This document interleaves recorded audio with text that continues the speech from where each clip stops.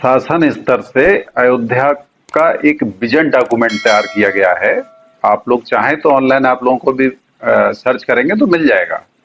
Ayodhya vision document के 3 part हैं, एक 2031, एक 2041, एक 2051। लेकिन 2051 वाले को भी देश की आज़ादी के शताब्दी या 2047 को ध्यान में रखते हुए इसको 2047 तक 84 कोसी परिक्रमा मार्ग तक, यानी कि राम मंदिर से कहेंगे तो हर दिशा में कहीं 60 किलोमीटर तो कहीं 50 किलोमीटर तक का पूरा एक विजन, मतलब एक कंप्लीट अयोध्या आपको दिखाई देगी। लेकिन पहला जो 2031 वाला जो पार्ट है वो बहुत महत्वपूर्ण है। एक स्पिरिचुअल जो एक पहचान दी जा रही है वेटिकन सिटी को कंपेयर करते हुए, मक्का से कंपेयर करते हुए, तो अभी तक के चाहे हमारे संतों के हों, हमारे चाहे प्रधानमंत्री या मुख्यमंत्री जी के हों, जो भी लोग हैं, सबका एक सपना था अयोध्या को हम भव्य बनाएंगे। तो उसको ध्यान में रखते हुए अभी तक की जितनी भी चीजें हैं, चाहे वो आपका एयरपोर्ट हुआ, चाहे आपका बुलेट ट्रेन स्टेशन हुआ, चाहे ISBT हुआ, आपका चाहे रेलवे स्टेशन हुआ, चाहे इंटरनेशनल 81 देशों की एम्बेसी हुई, 35 स्टेट की एम्बेसी हुई, या जो जितने भी घाट हैं उनका सौंदर्यीकरण है, जो कुछ भी है, या पार्क है, आई थीम पार्क के नाम से आप लोगों को पढ़ने को मिलता होगा, उस जगह चिन्हित है, कुछ काम हुआ भी है वहाँ। तो इस तरीके से देखा जाए तो इसका जो स्वरूप होगा उसी के चारों तरफ जो है रिंग रोड बना के 133 वर्ग किलोमीटर एरिया लिया है। टोटल एरिया तो एडीए का 873.37 वर्ग किलोमीटर का है, जो उत्तर प्रदेश की जितनी भी डेवलपमेंट अथॉरिटियां हैं सबसे बड़ा क्षेत्र हो चुका है। उसमें से अभी 133 वर्ग किलोमीटर का फर्स्ट फेज का विस्तार चल रहा है। उसी में ये सारे ड्रीम प्रोजेक्ट अभी जितने हैं सब इसमें हैं, यानी कि यही स्पिरिचुअल पार्ट होगा। जितने भी रोड इंटर कर रहे हैं उस रिंग रोड को कट करेंगे, वहीं पर स्वागत द्वार होंगे, किसी का नाम राम द्वार होगा, किसी का हनुमान द्वार होगा, किसी का जटायु द्वार होगा। इस तरीके से अब टोटल तो 9 बनाए जाएंगे, 9 रास्ते भी हैं, लेकिन अभी फिलहाल जो तैयारी है वो 6 की तैयारी है।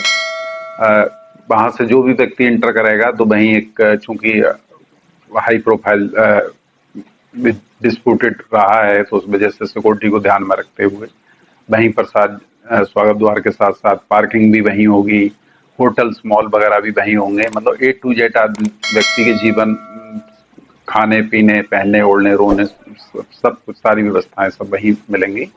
उसके बाद फिर इंटरनल एक व्यवस्था होगी इलेक्ट्रिक कॉर्ड की राम मंदिर तक जाने के लिए, वो भी समय के हिसाब से, मॉडल के हिसाब से गवर्नमेंट तय करेगी। आपको अपना वाहन वहीं छोड़ना पड़ेगा।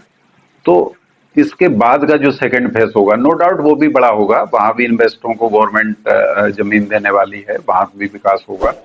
लेकिन वो एक सिर्फ स्मार्ट सिटी का स्वरूप होगा।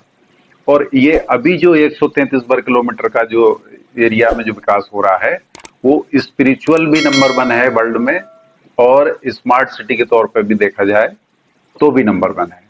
ये नहीं, आप दोनों चीजें मिलेंगी, आपको स्पिरिचुअलिटी भी मिलेगी और स्मार्ट सिटी की भी सारी फैसिलिटी मिलेंगी। अयोध्या में निवेश के बारे में हम आसपास के लोग, यूपी वालों को ये पता नहीं चल पा रहा है अभी कि अयोध्या का विकास किस लेवल का है, जबकि विश्व का 6 नंबर का वेल्थ पर्सन वॉरेन बफेट जैसे व्यक्ति को अमेरिका में बैठ के पता लग रहा है कि अयोध्या में विकास किस लेवल का है।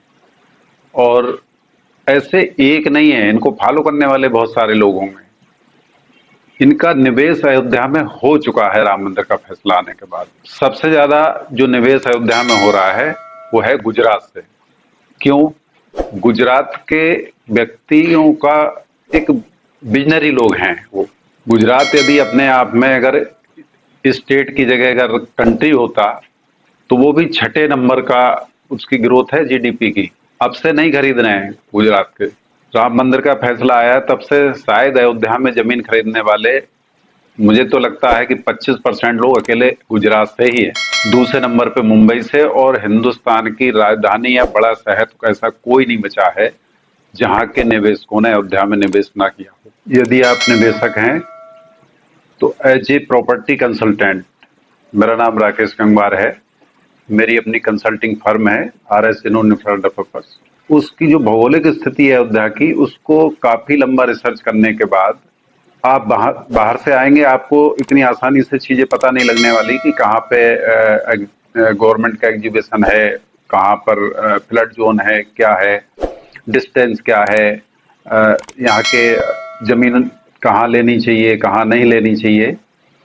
तो आपको मेरे द्वारा जो भी जमीन प्रोवाइड कराई जाएगी, उस पे कहीं भी कोई भी मार्क नहीं होगा, क्योंकि हमारा जो उद्देश्य है वो वहां पैसा कमाना उद्देश्य नहीं है, बल्कि जो भी राम भक्त हैं या निवेशक हैं उनको सही प्रॉपर्टी, मेरे जैसे काम करने वाले तो और भी लोग हैं, लेकिन हम आपको जो भी प्रॉपर्टी देंगे उस पर कोई क्वेश्चन मार्क कोई कभी नहीं लगा पाएगा।